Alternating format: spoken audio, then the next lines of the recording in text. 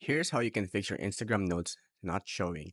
As you can see, I do have my Instagram notes, but if you don't, this is exactly what you need to do. First, make sure that your Instagram app is fully updated. You'll want to exit out of the app and go to your Play Store or App Store.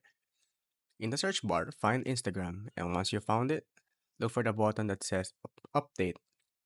In my case, it just says Open, meaning that it's fully updated to the latest version. Now, simply click on Open. From here, what you can also do is click on the three bars at the top right corner at the very bottom. If it's not fully updated, there will be a message icon that says Update Messaging. Simply click on that and then update your messaging to the latest version. Now, if everything is fully updated and you go to check your DMs but your notes are still not there for some reason, this is another thing that you can do. Basically, click on the three bars and then click on Settings and Privacy. From there, scroll down to the very button you're looking for and more info and support. And under that, it says help. You'll want to click on that and then click on report a problem.